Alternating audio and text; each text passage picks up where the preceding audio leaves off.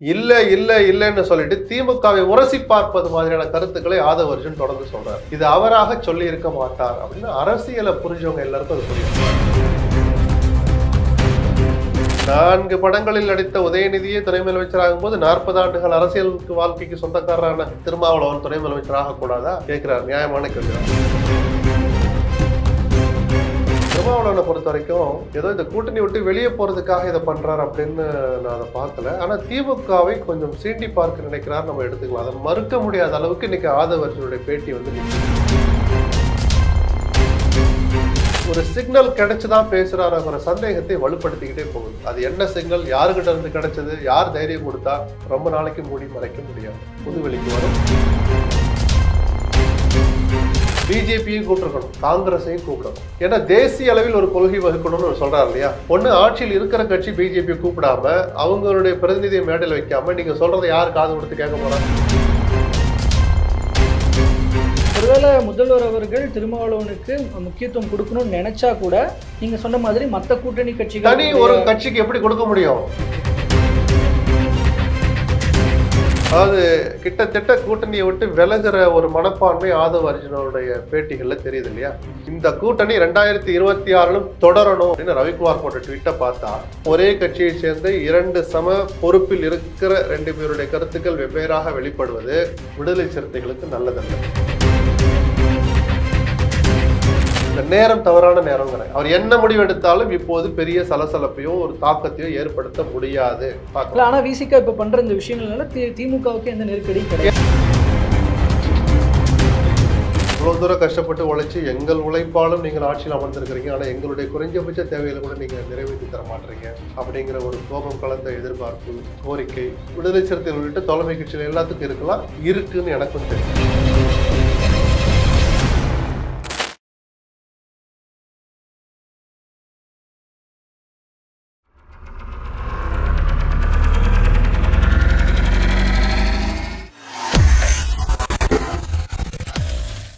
தமிழ் நேயர்கள் அனைவருக்கும் அன்பு வணக்கம்.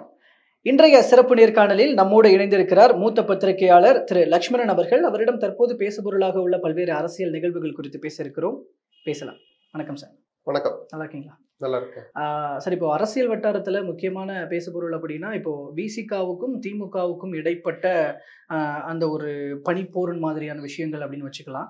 இப்போ அதுல வந்துட்டு ஒரு மது ஒழிப்பு மாநாடு அப்படிங்கிறத பேஸ் பண்ணி நிறைய விஷயம் பேசப்பட்டு அது கடைசியில முதல்வர் சந்திப்புல அது ஒரு சமரசமா முடிஞ்ச மாதிரியான ஒரு பார்வை இருந்தது. பட் இப்போ திரும்பவும் ஆதவ அர்ஜுனா அவர்களுடைய அந்த பேட்டியில அவர் சொன்ன கருத்துக்கள் மூலமாக மீண்டும் ஒரு மோதல் போக்கு உருவாயிருக்கு அப்படிங்கிறத பார்க்க முடியுது. ஆதவ அர்ஜுனா அவர்களுடைய பேட்டியை நீங்களும் பார்த்திருப்பீங்க. அவருடைய பேச்சுக்கள் எப்படி இருப்பதாக நீங்க நினைக்கிறீங்க? தோழமை தொடர்கிறது என்று சொல்லிக் கொள்கிற 2 கட்சிகளுக்கு இடையிலான ஒரு இயல்பான பேச்சு மாதிரி இது இல்லை. எந்த கட்சிக்கும் அவருடைய கருத்துக்களை சொல்ல உரிமை இருக்கு. அவருடைய எதிர்பார்ப்புகளை, இயக்கங்களை, கனவுகளை, ஏமாற்றங்களை வெளிப்படுத்துவதற்கான உரிமை எந்த கட்சிக்கும் இருக்கு. திமுகவுக்கும் இருக்கு. ஒரு தோழமை கட்சிங்கிற முறையில் உங்ககிட்ட நாங்கள் இதெல்லாம் எதிர்பார்த்தோம், நீங்க இதெல்லாம் செய்ய மாட்டீங்கன்னு சொல்லலாம். இவ்வளவு தூரம் கஷ்டப்பட்டு உழைச்சி எங்கள் உழைப்பாலும் நீங்கள் ஆட்சியில் அமர்ந்திருக்கிறீங்க, ஆனா எங்களுடைய குறைஞ்சபட்ச தேவைகளை கூட நீங்க நிறைவேற்றி தர மாட்டீங்க அப்படிங்கிற ஒரு கோபம் கலந்த எதிர்பார்ப்பு, கோரிக்கை விடுதலை சிறுத்தைகள் உள்ளிட்ட தலைமை கட்சிகள் எல்லாத்துக்கும் இருக்கலாம், இருக்குன்னு எனக்கும் தெரியும். ஒரு கட்சி அதை வெளியே சொல்ல மாட்டாங்க. அவங்க உழைத்த உழைப்புக்கு ஏற்ப சில பிரதிபலன்களை எதிர்பார்ப்பதில் தவறல்ல. கவர்மெண்ட்ல இருக்கிற சொத்துல ஒரு 2-3 கோடி செக்க போட்டு எங்களுக்கு கொடுத்துருங்க அப்படி இல்லை.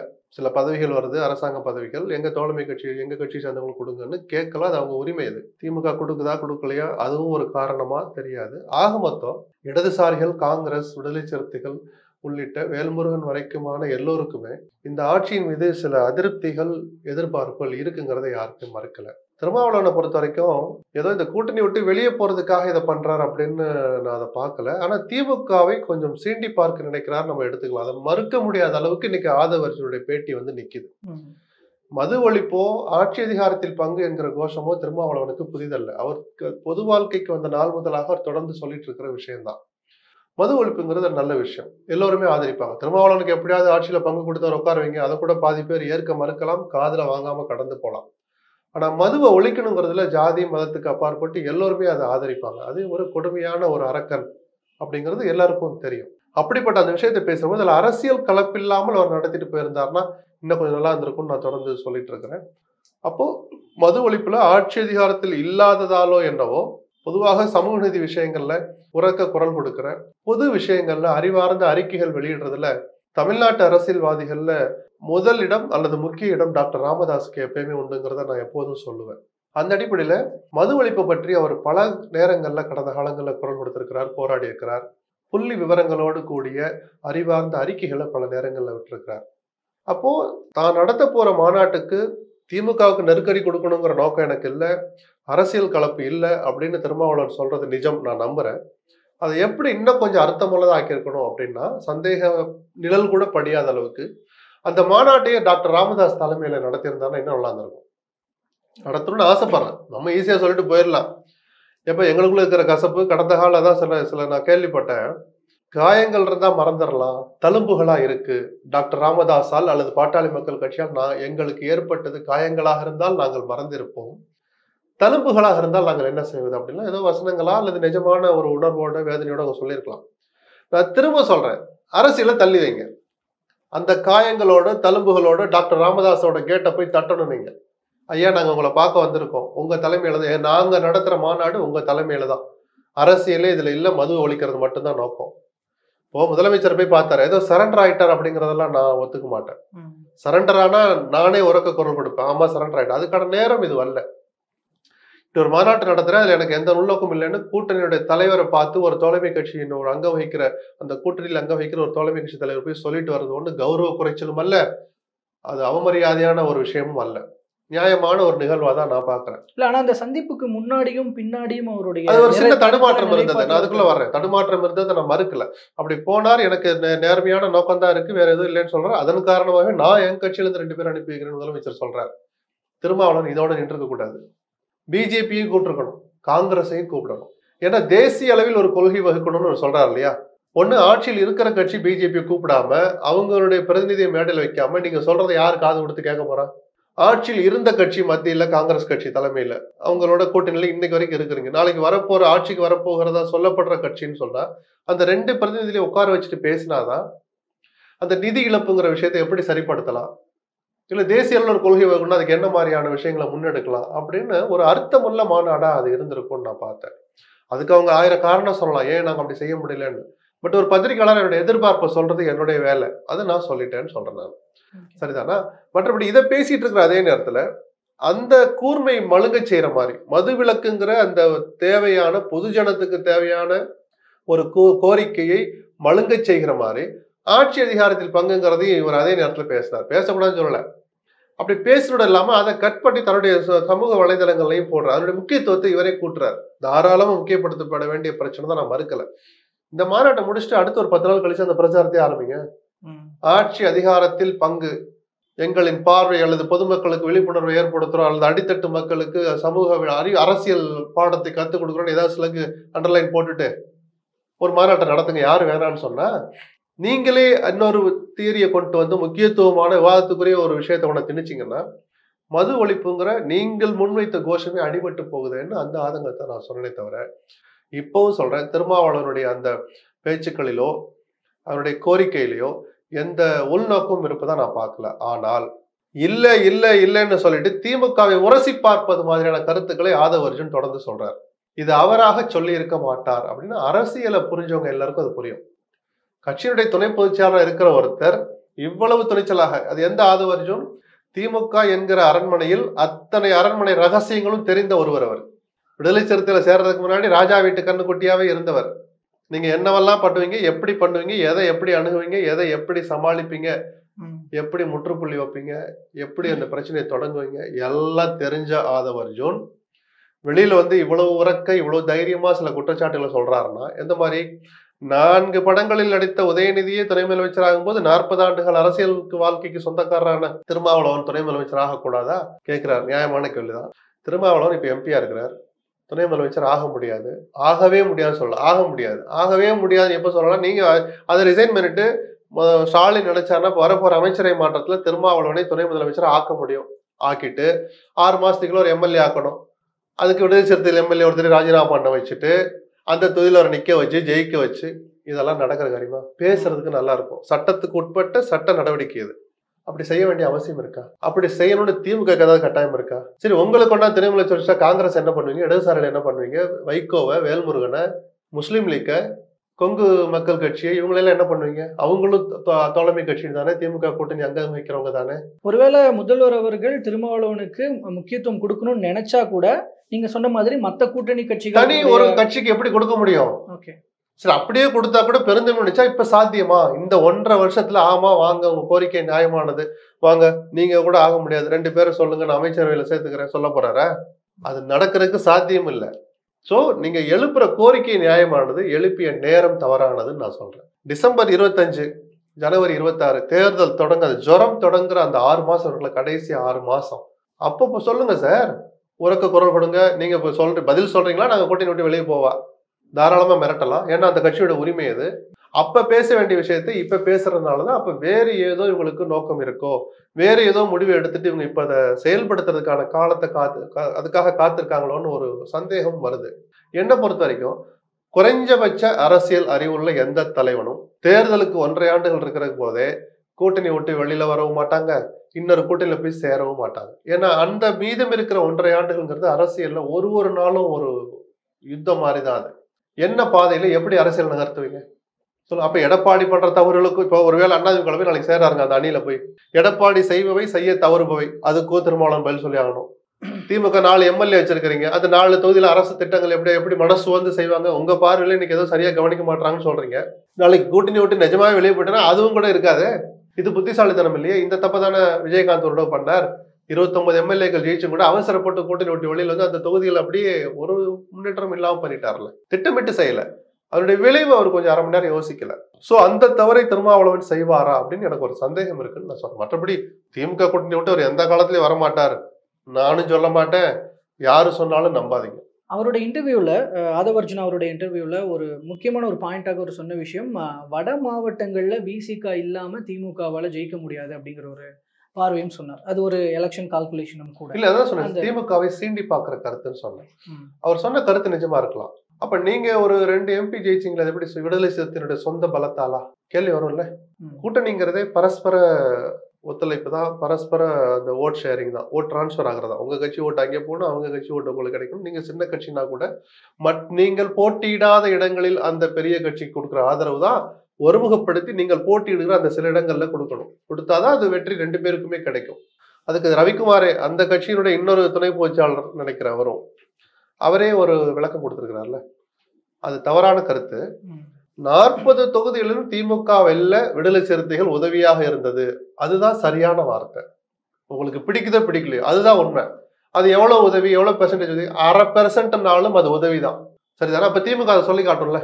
நீங்க எங்களாலதான் நீங்க ஜெயிச்சீங்கன்னா, நீங்க ஜெயிச்ச 2 தொகுதி எங்களாலதான் திமுக தாராளமா சொல்லலாமே. பானை சின்னத்துல ஜெயிக்க வைக்கிறாங்கன்னா சும்மா சாதாரண காரியமா விழுப்புரத்துல? சொல்லுங்க.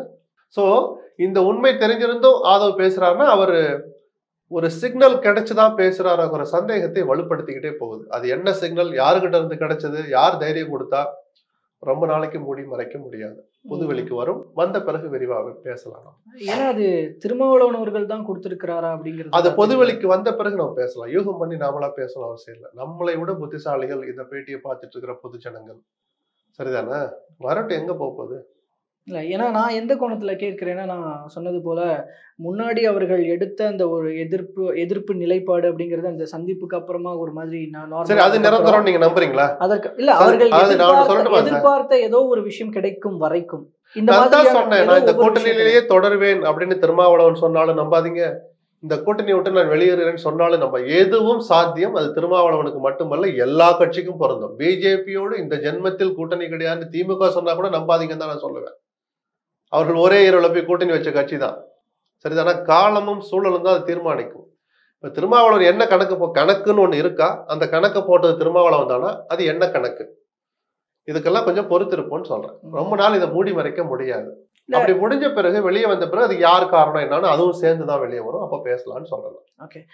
இந்த ஆதவர்ஜுனாவுடைய இந்த ஒரு பேட்டியின் மூலமாக, கருத்துக்களின் மூலமாக விசிகாக்குள்ளேயே ஒரு சலசலப்பு இந்த கருத்து மோதல் ஏதோ ஆதவர்ஜுன் ஒண்ணு சொல்றார், அதாவது கிட்டத்தட்ட கூட்டணியை விட்டு விலகுற ஒரு மனப்பான்மை ஆதவர்ஜுனோடைய பேட்டிகள்ல தெரியுது இல்லையா?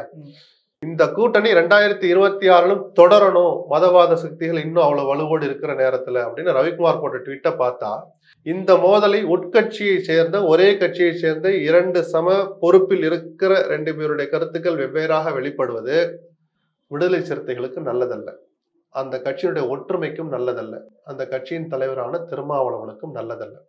நீங்க என்ன ஸ்ட்ராட்டஜிக்காக இது நடந்திருந்தா கூட ஓவராலா பார்த்தா விடுதலை சிறுத்தைகளுக்கு இப்போ கடந்த 15 நாட்களாக நடக்கிற விஷயங்கள் நல்லதல்ல. ஒட்டுமொத்த மக்களுடைய கவனத்தை ஈர்க்கிற மாதிரி மதுவிலக்கு விஷயத்தை நீங்க எடுத்துட்டு இருக்கிற நேரத்துல உங்கள் மீதான அந்த அரசியல் பொலிட்டிக்கல் இமேஜ் இருக்குல்ல, அது அவ்வளவு நல்லதா பாசிட்டிவ் வைபா ஏற்படுத்தல அப்படிங்கறத திரும்ப அவ்வளவு புரிஞ்சுக்கணும். இந்த உள்கட்சி மோதலுக்கு முதல்ல ஒரு முற்றுப்புள்ளி வைக்கணும். ஆதவர்ஜனை கட்டுப்படுத்துவாருன்னா அதே மாதிரி ரவிக்குமாரை தான் கட்டுப்படுத்தணும். நான் ஒருத்தர் மட்டும் கட்டுப்படுத்துங்கன்னு நான் சொல்லல. 2 பேரும் சுதந்திரமா விடுறீங்களா விடுங்க, அது நம்ம கவலை இல்லை.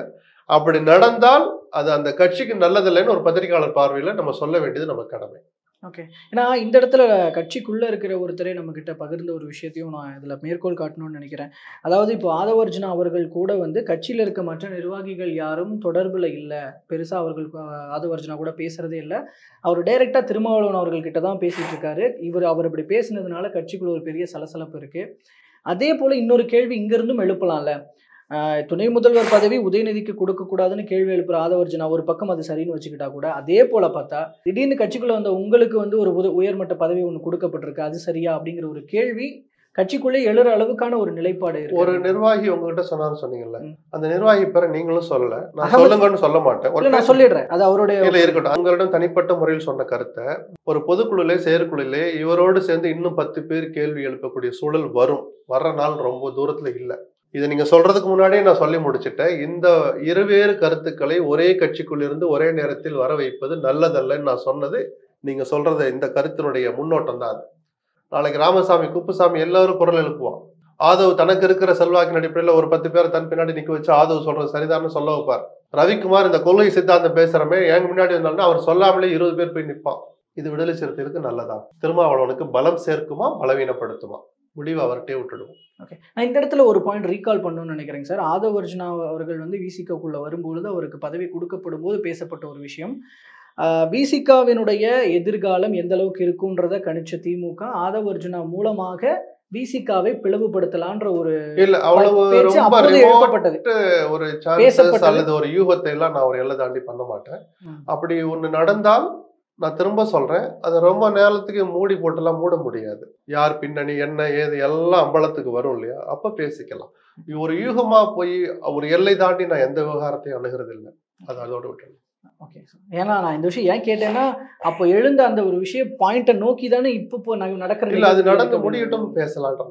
ஒரு நிரூபிக்கப்படாத ஆதாரம் இல்லாத சில விஷயங்களை ஒரு எல்லை தாண்டி நம்ம பாதிக்க கூடாதுன்றதுல எனக்கு ஒரு இது இருக்கு, கருத்து இருக்கு. அந்த கருத்தின் அடிப்படையில் நான் சொல்றேன். ஓகே. தற்போது விசிகா கொடுக்குற இந்த விஷயம், இதே மாதிரியான விஷயங்களை இப்போ இந்த ஒரு மனப்பான்மை அப்படிங்கிறது கூட்டணியில் இருக்க காங்கிரஸும் சமீபத்தில் பேசின ஒரு விஷயம் தான்.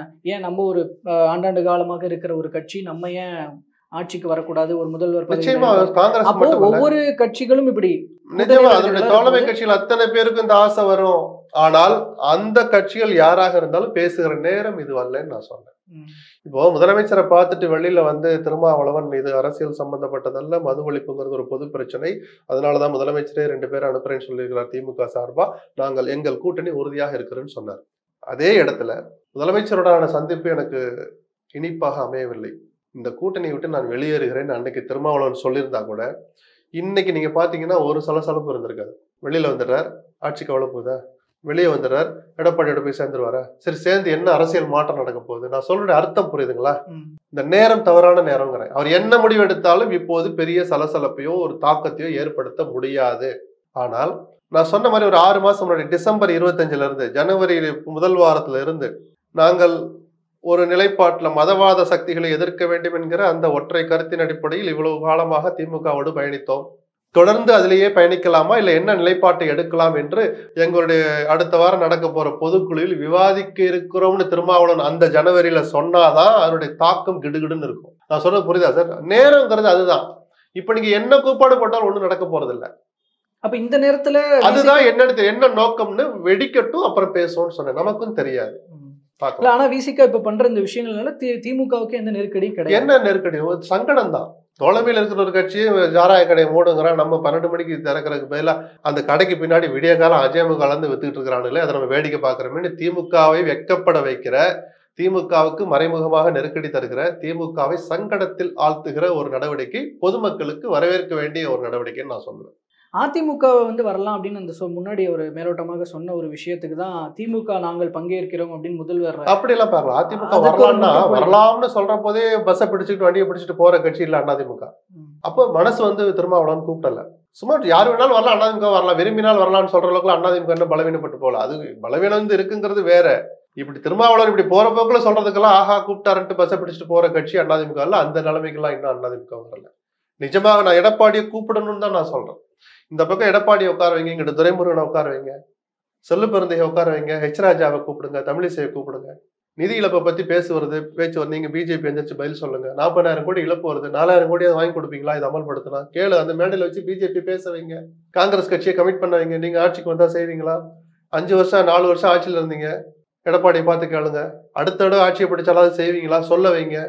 அப்படி அவங்கள மேடையில ஏத்தணும்னா நேரில் போய் கூப்பிடணும். அப்ப இது வரைக்கும் கூப்பிடல, காங்கிரஸே கூப்பிடல, இடதுசாரியில கூப்பிடல. அப்ப வேற ஒரு மாதிரி இந்த மாதிரி தப்பே இல்லை. வெறும் இடதுசாரிகள் மட்டுமே கூட நடந்துட்டு அது அவருடைய உரிமை. எல்லோருடைய கவனத்தையும் ஆதரவையும் பெறணும்னா நீங்க இந்த மாதிரி நடத்தலாம்னு ஒரு யோசனையா தான் நம்ம சொல்றோம்.